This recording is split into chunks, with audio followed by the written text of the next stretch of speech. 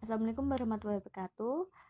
Kami dari kelompok 2 akan mencoba mempresentasikan tentang akuntansi belanja dan beban. Sebelumnya, perkenalkan anggota kelompok dari kelompok kami, yaitu kelompok 2. Yang pertama ada saya sendiri, Mayde Lutfia, NIM 7211417036. Kemudian ada Miftahul Hasana, NIM 7211417041. Dan ada Ahmad Fadil Izani, NIM 721141717104. Yang terakhir ada Akadia Ahya Sulistia, NIM 7211417171. Nah, kemudian yang pertama ada definisi belanja dan beban. Menurut PSAP nomor 2 paragraf 7, belanja adalah semua pengeluaran dari rekening kas umum negara atau daerah yang mengurangi saldo anggaran lebih dalam periode tahun yang bersangkutan, yang tidak akan diperoleh pembayaran kembali oleh pemerintah. Nah, sedangkan menurut Permendagri nomor 13 tahun 2006, belanja itu merupakan kewajiban pemerintah daerah yang diakui sebagai pengurang dari kekayaan bersih. Istilah belanja ini terdapat dalam laporan realisasi anggaran, karena dalam penyusunan laporan realisasi anggaran masih menggunakan basis kas. Kemudian ada pengertian dari beban.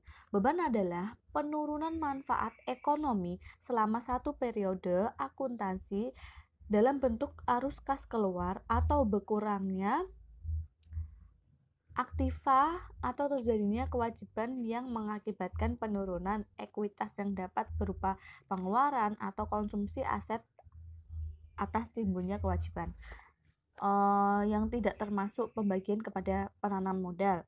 Kemudian beban telah diakui walau tidak terjadi arus kas keluar, dan beban terjadi dikarenakan penggunaan aset untuk kegiatan operasional entitas, misalnya pada beban penyusutan aset tetap.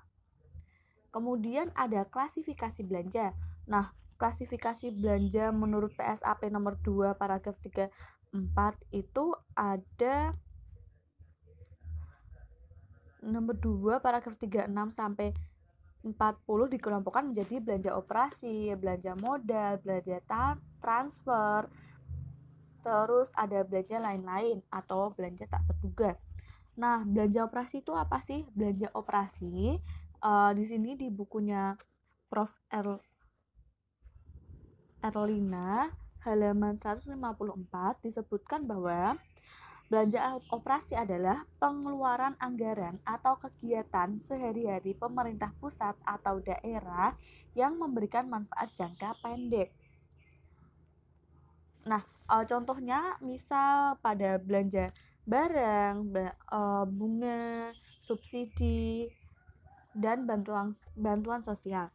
Kemudian pada belanja modal, pengertiannya adalah pengeluaran anggaran untuk pemerolehan aset tetap dan aset lainnya yang memberi manfaat lebih dari satu periode akuntansi. Jadi kalau ini tuh lebih dari satu periode akuntansi, misal dari belanja modal itu pembelian tanah, gedung, dan peralatan. Kemudian ada belanja transfer.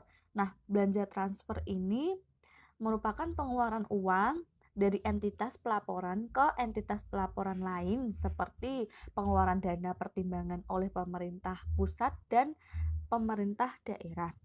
Nah, yang terakhir ada belanja lain-lain atau belanja yang tak terduga, yang merupakan pengeluaran anggaran untuk kegiatan yang sifatnya tidak biasa dan diharapkan tidak terjadi berulang-ulang, seperti dana bencana sosial, bencana alam gitu kan tidak terjadi secara terus-menerus dan itu terjadinya tidak terduga gitu.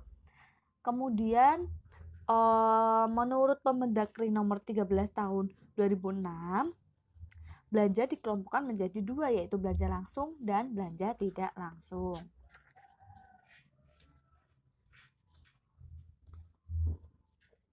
Nah, belanja langsung di sini adalah belanja yang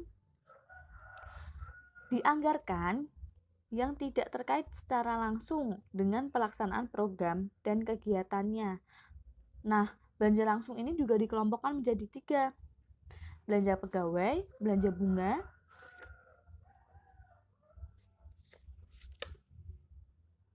oke, maaf teman.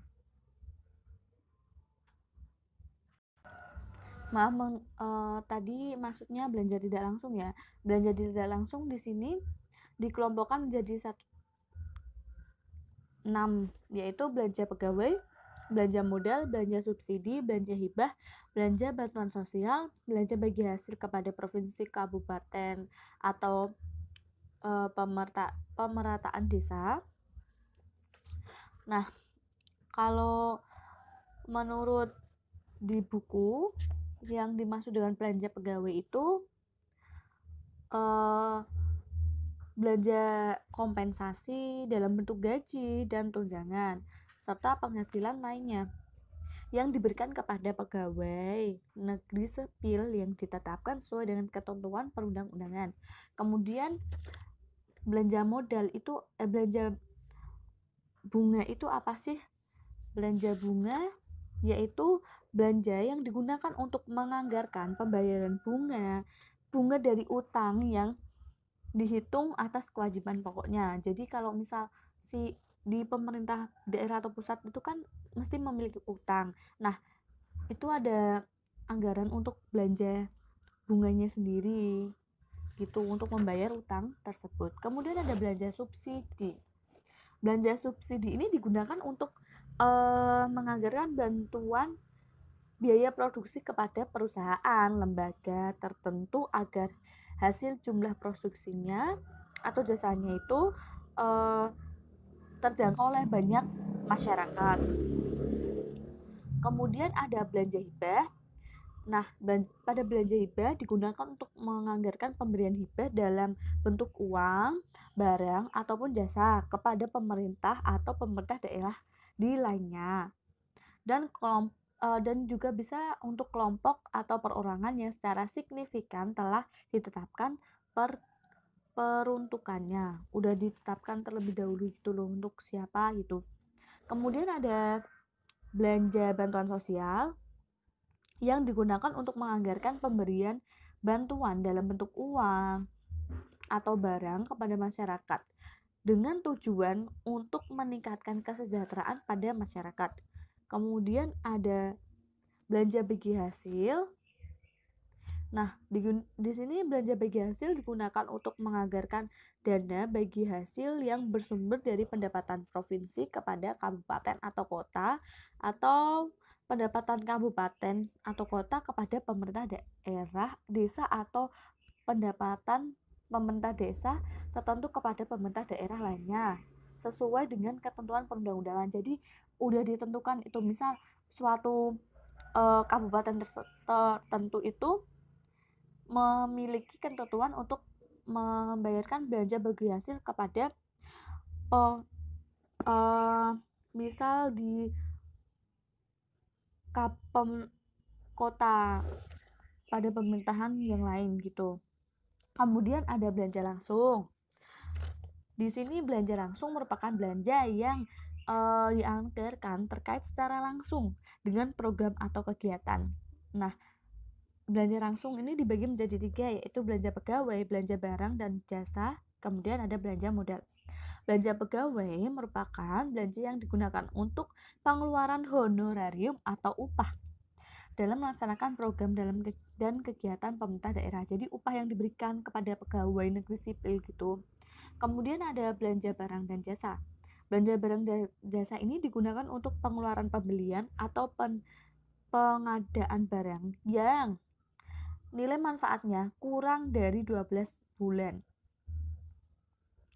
Kemudian ada belanja modal. Nah, seperti yang telah disebutkan sebelumnya di klasifikasi belanja yang sebelumnya. Nah, belanja modal ini digunakan untuk pembelian atau pengadaan pembangunan aset tetap berwujud yang memiliki nilai manfaat lebih dari 12 tahun, seperti tadi pembelian tanah atau bangunan atau peralatan. Nah, selanjutnya ada klasifikasi belanja menurut PP nomor 71 2010. Nah, di sini ada belanja operasi yang diklasifikasikan menjadi belanja pegawai, belanja barang, bunga, subsidi, hibah, serta bantuan sosial. Kemudian ada belanja modal yang diklasifikasikan menjadi belanja modal tanah, belanja modal peralatan dan mesin, belanja gedung dan bangunan, belanja modal jalan, irigasi dan jaringan, kemudian ada belanja modal aset tetap lainnya, kemudian ada belanja aset lainnya yang di sini adalah aset tidak berwujud. Kemudian ada belanja lain-lain atau belanja tak terduga, dan yang terakhir ada belanja transfer. Nah, ini kan pengertian dari belanja operasi, modal, lain-lain, dan transfer itu sudah dibahas di yang sebelumnya itu sama. Kemudian ada klasifikasi beban. Nah, di sini beban diklasifikasikan menjadi beberapa yang di buku itu berdasarkan PSAP nomor 12 paragraf 37 sampai 38. Nah, pengelompokan beban atau klasifikasi beban itu yang pertama ada beban pegawai, beban barang, beban bunga, beban subsidi, beban hibah, beban bantuan sosial, beban penyusutan aset tetap, beban penyisian piutang ragu-ragu, beban penyusutan aset tetap atau amortisasi, beban transfer, dan beban lain-lain. Nah, kalau klasifikasi ekonomi untuk pemerintah daerah sendiri itu beban diklasifikasikan menjadi beban pegawai, beban barang, beban bunga, subsidi, hibah, bantuan sosial, penyusutan aset tetap atau amortisasi, transfer, dan tak terduga. Di sini tuh bedanya klasifikasi beban menurut pemerintah daerah dengan klasifikasi beban menurut PSAP nomor 12 paragraf 37 sampai 38 itu terdapat di beban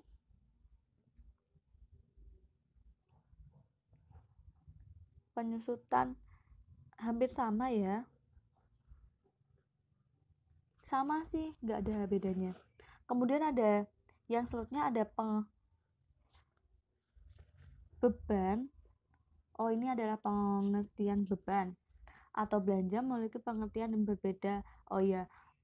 Pengakuan belanja dan beban. Sebelum masuk ke pengakuannya, beban dan belanja itu memiliki pengertian yang berbeda dengan biaya. Nah, pada biaya merupakan sejumlah kas atau secara kas yang dibayarkan untuk memperoleh aset, sedangkan pada beban, biaya yang telah terjadi. Kemudian tidak semua pengeluaran kas yang dibayarkan untuk memperoleh suatu aset dapat langsung menjadi beban pada periode yang bersangkutan apabila pengeluaran kas tersebut memiliki periode lebih dari 1 tahun. Kemudian contohnya ada pemerintah daerah yang membeli mobil untuk pustaka keliling. Nah, di sini juga disebutkan di buku Prof. Erlina halaman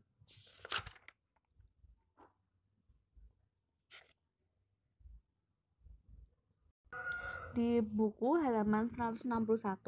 Nah, contohnya itu pada pemerintah pusat ya, pemerintah daerah yang membeli mobil untuk pustaka keliling. Nah, di sini disebutkan bahwa pembelian itu dapat diartikan sebagai biaya karena mobil itu memiliki masa manfaat lebih dari 1 tahun, yaitu 10 tahun. Kemudian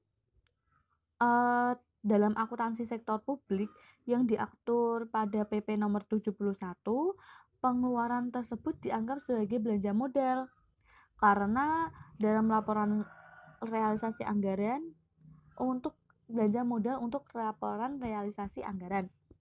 Nah, sementara untuk laporan operasionalnya, biaya yang expired per tahun selama 10 tahun tersebut menjadi beban yang bisa disebut sebagai beban penyusutan pada aset tetap. Nah, kemudian ada pengakuan belanja. Di buku juga sudah ada ya teman-teman.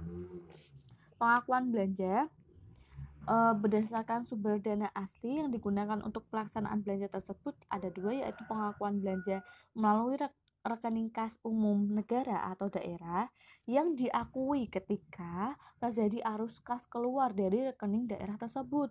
Kemudian yang kedua ada pengeluaran belanja melalui kas di bendahara pengeluaran yang diakui pada saat pertanggungjawaban atas pengeluaran tersebut disahkan oleh unit yang mempunyai fungsi pembendaharaan, atau dengan kata lain ketika SPJ pengeluaran dinyatakan. Kemudian ada pengakuan beban. Beban harus diakui apabila suatu entitas sudah memperoleh manfaat ekonomi dari barang tersebut. Nah, walaupun entitas tersebut belum melakukan pembayaran, beban diakui pada saat timbulnya kewajiban. Kemudian beban harus diakui bila terjadi konsumsi penggunaan aset. Yang ketiga, beban diakui bila terjadi penurunan manfaat ekonomi atau potensi jasa. Yang penjelasannya ada di buku halaman 163. Yang pertama, beban harus sudah diakui apabila suatu aset telah memperoleh manfaat ekonomi walaupun entitas tersebut belum melakukan pembayaran. Contohnya itu pada pengakuan pembayaran air, listrik, dan telepon gitu ya, pada akhir bulan. Nah, si entitas itu kan sudah harus mengakui adanya beban pembayaran air, listrik, dan air walaupun pembayaran tersebut dilakukan pada bulan berikutnya. Kemudian ada beban yang harus diakui bila terjadi konsumsi penggunaan aset. Contohnya itu dari pengakuan pemakaian persediaan. Ya. Kemudian pada yang ketiga itu beban diakui bila terjadi penurunan manfaat ekonomi atau potensi aset. Ini ya kayak yang contoh sebelumnya tadi, seperti beban penyusutan pada mobil yang tadi dibeli oleh pemerintah daerah.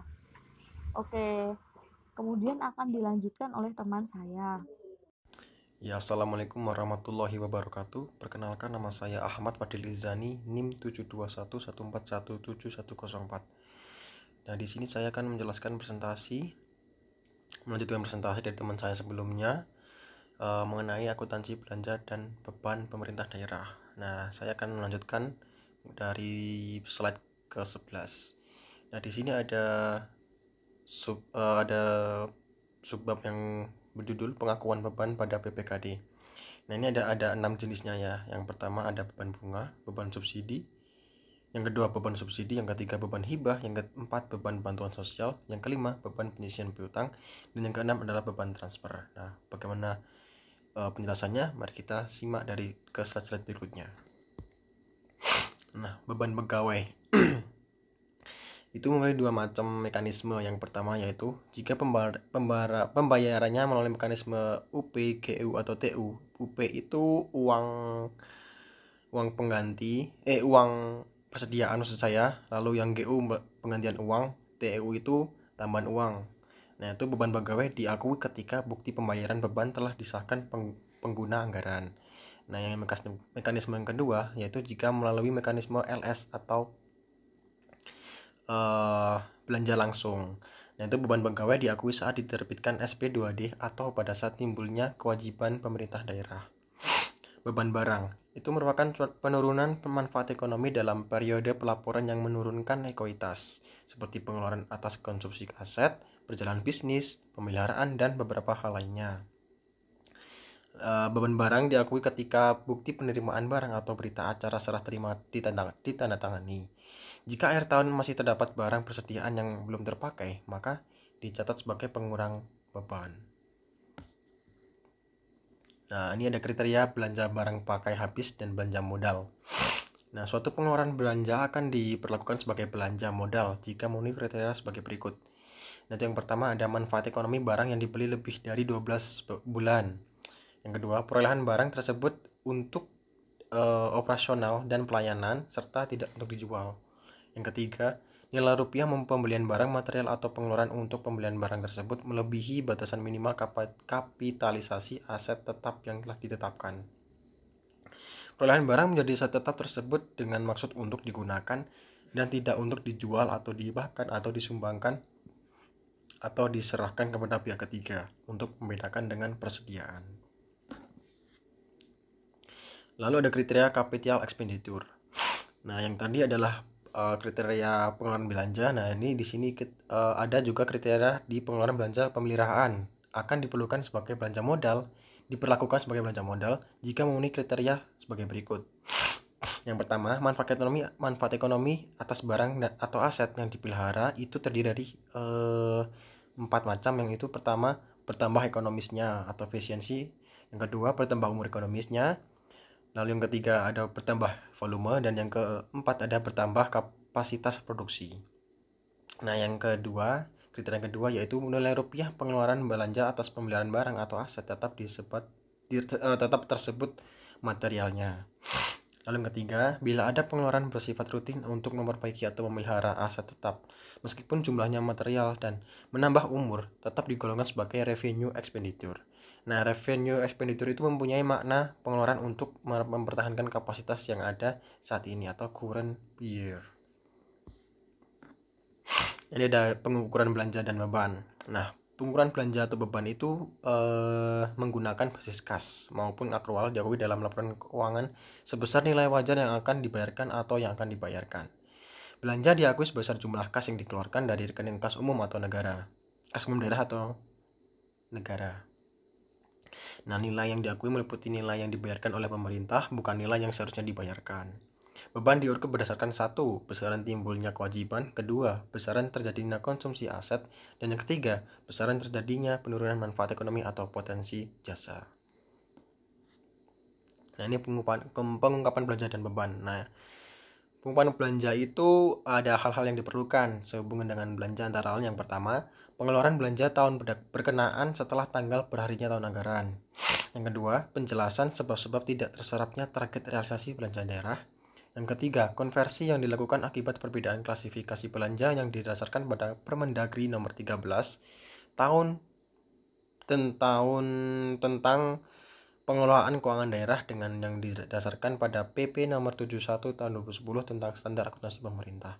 Yang terakhir adalah informasi lainnya yang dianggap perlu. Nah, kejelasannya lebih lanjut bisa dilihat di buku Prof. Erlina halaman 166 sampai 167.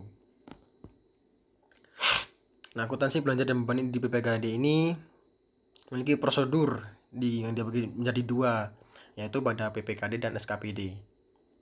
Transaksi belanja dan beban pada PPKD meliputi ada 5 jenis beban. Itu berdasarkan pada Permendagri nomor 64 tahun 2013. Itu juga ada di buku Prof. Elina. Nah, itu ada 5 beban. Yang pertama itu beban bunga, beban subsidi, beban hibah, beban bantuan sosial, dan beban transfer. Nah, fungsinya yang terakhir adalah fungsi akuntansi PPKD. Lalu ada pejabat pengelola keuangan daerah dan kuasa BUD atau belanja umum daerah. Nah, ini ada akuntansinya belanja dan beban di BPKD. Belanja beban, fungsi akuntansi BPKD melakukan pencatatan atas transaksi yang telah diakui melalui bukti memorial pengakuan beban bunga, yaitu yang pertama di laporan operasionalnya itu ada akun akun beban bunga berada di debit dan utang bunga berada di posisi kredit. Nah, berdasarkan SP2D, pengeluaran kas untuk melakukan pelunasan, fungsi akuntansi BPKD mencatat dengan jurnal. Nah, itu dicatat dalam laporan operasionalnya, yaitu utang bunga di posisi debit dan kas di kas daerah di posisi kredit. Sedangkan di laporan realisasi anggarannya, itu ada belanja bunga di posisi debit dan estimasi perubahan sal di posisi kredit. Nah, berikutnya adalah belanja subsidi. Ini akuntansinya melakukan pencatatan atas transaksi yang telah diakui, juga melalui bukti memorial pengakuan beban subsidi.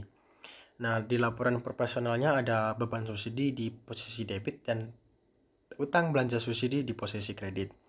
Nah, berdasarkan SP2D, pengeluaran kas untuk melakukan pelunasan, fungsi akuntansi PPKD mencatat dengan jurnal di laporan operasionalnya itu dicatat dengan akun utang belanja subsidi di posisi debit dan akun kas di kas daerah di posisi kredit. Sedangkan di laporan realisasi anggarannya ada belanja subsidi di posisi debit dan estimasi perubahan saldo berada di posisi kredit. Nah, mengenai kelanjutannya akan dipresentasikan oleh teman saya berikutnya. Ya, sekian dari saya tutup. Wassalamualaikum warahmatullahi wabarakatuh. Selanjutnya saya akan menjelaskan penjelasan dari teman-teman saya sebelumnya, yaitu tentang belanja hibah. Fungsi akuntansi PPKD melakukan pencatatan atas transaksi yang telah dilakukan, dan biasanya hal itu dilakukan bersamaan dengan penyaluran belanja hibah. Pada laporan operasional, pada akun debit ada beban hibah, sedangkan di akun kreditnya itu ada kas di kas daerah. Sedangkan pada laporan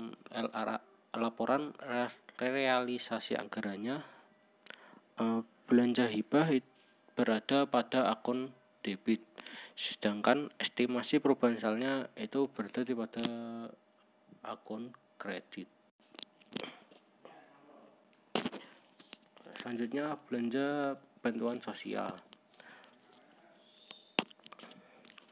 Fungsi akuntansi PPKD melakukan pencatatan atas transaksi yang telah dilakukan dengan terbitnya SP2D.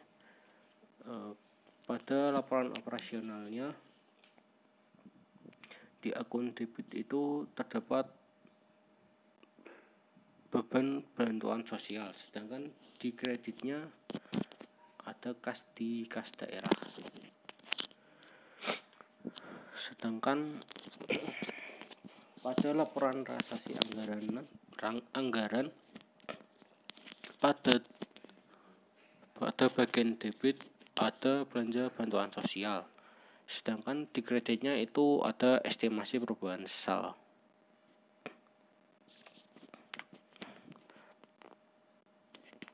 Belanja transfer. Fungsi akuntansi PPKD ini melakukan pencatatan atas transaksi yang telah dilakukan dan bersamaan dengan penyaluran dana transfer dari RKUD. Di laporan operasionalnya, pada debit ada beban transfer dan kas di kas daerahnya itu berada di kredit.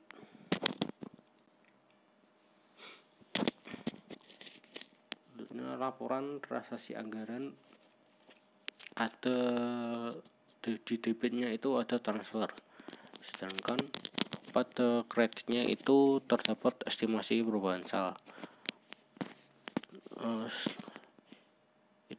Selain itu perlu diperhatikan kapan pengakuan dilakukan dan cermati efek dari pengakuan itu. Apakah harus ada pengakuan utang atau langsung berkurangnya kas di kas daerah. Selanjutnya yaitu berikut fungsi-fungsi pada yang berkenaan dengan belanja dan beban pada SKPD berdasarkan Permendagri nomor 64 tahun 2013. Fungsi yang terlibat yang pertama yaitu kuasa bendahara umum. Kemudian fungsi yang terlibat kedua yaitu pejabat penata usahaan keuangan atau PPK SKPD. Yang ketiga itu pengguna anggaran atau kuasa pengguna anggaran. Dalam prosedur pembayaran, belanja dapat dikelompokkan menjadi dua, yaitu belanja uang persediaan atau penggantian uang atau tambah uang. Dan prosedur yang kedua yaitu belanja langsung, yang bisa meliputi belanja langsung gaji atau belanja langsung non gaji. Posisi debit, sedangkan estimasi perubahan saldo itu ada pada posisi kredit.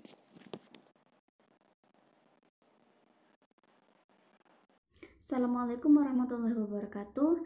Perkenalkan, nama saya Miful Hasanah, NIM 7211417041, akan melanjutkan presentasi dari teman-teman saya, yaitu kelompok 2 akuntansi sektor publik. Di sini kami mempresentasikan mengenai akuntansi belanja dan beban. Pada bagian slide 26, teman-teman juga bisa melihatnya di buku Prof. Erlina halaman 177. Di sini dijelaskan mengenai belanja dan beban barang dan jasa. Untuk fungsi SKPD-nya dicatat beban barang dan jasa dalam posisi debit sekian rupiah dan kas di bendahara pengeluaran posisi kredit sekian rupiah.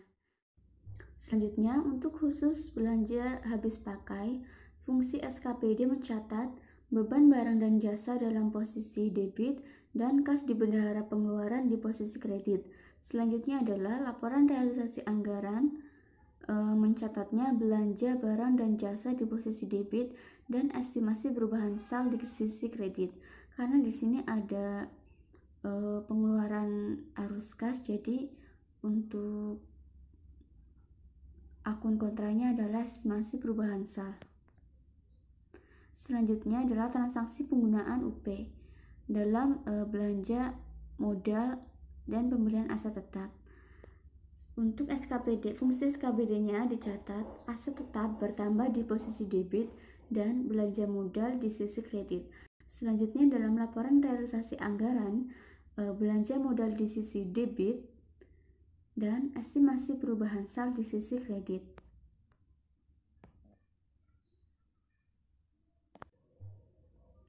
Selanjutnya adalah transaksi penerimaan SP2D-GU. Jadi pengajuan ganti uang persediaan yang dilakukan berdasarkan dokumen SP2D. Untuk fungsi PPKD-nya itu sendiri dapat dicatat dalam laporan operasionalnya, yaitu RK SKPD di sisi debit dan kas di kas daerah di sisi kredit. Selanjutnya untuk laporan realisasi anggaran tidak ada jurnal. Fungsi SKPD mencatat dalam laporan operasionalnya, yaitu kas di bendahara pengeluaran di posisi debit dan RK PPKD di posisi kredit, dan laporan realisasi anggaran tidak ada jurnal. Jadi untuk akun RK itu sendiri merupakan akun resiprokal antara PPKD dan SKPD yang menandakan tidak ada transaksi keluarnya kas dari Pemda gitu. Jadi memang hanya berpindah pos gitu. Selanjutnya adalah mengenai belanja langsung atau biasa yang kita sebut dengan LS. Jadi untuk belanja langsung, belanja dan beban pegawai, fungsi SKPD-nya dapat mencatat dalam laporan operasional beban pegawai LO atau laporan operasional, dan di sisi kreditnya adalah RK PPKD. Selanjutnya dalam realisasi laporan realisasi anggarannya dapat dicatat beban pegawai di posisi debit dan estimasi perubahan sal di posisi kredit. Selanjutnya adalah mengenai belanja langsung, tetapi di sini berdasarkan dengan berita acara serah terima. Jadi untuk fungsi SKPD-nya, teman-teman juga bisa melihatnya di buku Prof. Erlina halaman 187. SKPD mencatat dalam laporan operasionalnya beban barang dan jasa di sisi debit dan utang belanja barang dan jasa. Ini seharusnya utang belanja barang dan jasa di sisi kredit. Dan setelah terbit SP2D, fungsi SKPD-nya mencatat dalam laporan operasional utang belanja barang dan jasa di sisi debit dan RK PPKD di sisi kredit. Selanjutnya, laporan realisasi anggaran mencatat belanja barang dan jasa di sisi debit dan estimasi perubahan sal di sisi kredit. Selanjutnya adalah akuntansi koreksi atas belanja beban. Jadi teman-teman juga bisa melihatnya di buku Prof. Erlina. Teman-teman bisa move on ke halaman 189. Untuk transaksi akuntansi itu kan pasti ada suatu kesalahan dan lain sebagainya gitu. Jadi untuk akhir periode itu pasti dilakukan adanya koreksi. Untuk koreksi tersebut mungkin ada beberapa kesalahan, yaitu kesalahan klasifikasi belanja dan beban. Yang kedua, kesalahan pencatatan nilai dari belanja dan beban dan atau pengembalian belanja dan beban. Jadi ada 3 macam kesalahan sehingga harus dilakukan koreksi atas belanja dan beban. Dan di sini untuk kesalahan itu sendiri dibagi menjadi dua, yaitu kesalahan yang tidak berulang dan kesalahan berulang dan sistematik. Untuk kesalahan tidak berulang itu sendiri, kesalahan ini tidak diharapkan untuk terjadi secara terus-menerus gitu. Dan kesalahan tidak berulang dibagi menjadi dua, yaitu yang terjadi pada periode sebelumnya dan yang terjadi pada periode berjalan. Selanjutnya untuk kesalahan berulang dan sistematik merupakan kesalahan yang biasa terjadi atau secara normal seperti itu. Contohnya adalah penerimaan pajak dari wajib pajak yang memerlukan koreksi sehingga perlu dilakukannya restitusi atau tambah pembayaran dari wajib pajak. Selanjutnya kita move on ke jurnal penyesuaian akhir tahun. Teman-teman juga bisa melihatnya dan memperkaya pengetahuannya di buku Prof. Erlina halaman 164 mengenai jurnal penyesuaian akhir tahun. Pada akhir tahun pasti transaksi-transaksi mengalami penyesuaian walaupun tidak terjadi pengeluaran kas. Tetapi memang ketika ada kewajiban timbul, ada beban yang masih harus dibayar dan sebagainya masih harus disesuaikan. Jadi untuk konsumsi aset, transaksinya dapat dicatat dalam laporan operasional, yaitu beban aset pada posisi debit dan aset pada posisi kredit. Selanjutnya adalah transaksi beban yang masih harus dibayar. Teman-teman bisa mencatatnya di laporan operasional dengan mencatat beban yang masih harus dibayar di posisi debit dan utang di posisi kredit. Selanjutnya adalah ketika barang tersebut mengalami penurunan manfaat atau jasa tersebut mengalami penurunan potensi jasa, karena memang setiap tahunnya barang dan jasa mengalami penurunan nilai ekonomi. Jadi teman-teman bisa mencatatnya pada laporan operasional dengan mencatat beban depresiasi di posisi debit dan akumulasi depresiasi di posisi kredit, atau biasa yang kita sebut dengan penyusutan. Selanjutnya adalah jurnal penyesuaian akhir tahun pada beban terutang dan beban dibayar di muka. Teman-teman bisa move on ke halaman 195 buku Prof. Erlina. Di situ dijelaskan dalam laporan operasionalnya kita dapat mencatatnya beban di posisi debit sekian rupiah, beban dibayar di muka di posisi debit sekian rupiah, dan kas di bendahara pengeluaran posisi kredit sekian rupiah. Selanjutnya adalah laporan realisasi anggaran. Kita dapat mencatatnya adalah belanja di posisi debit sekian rupiah, dan pasti akun kontranya adalah estimasi perubahan saldo di sisi kredit sekian rupiah. Terima kasih untuk teman-teman yang sudah mengikuti presentasi dari kelompok 2. Kurang lebihnya mohon maaf. Wassalamualaikum warahmatullahi wabarakatuh.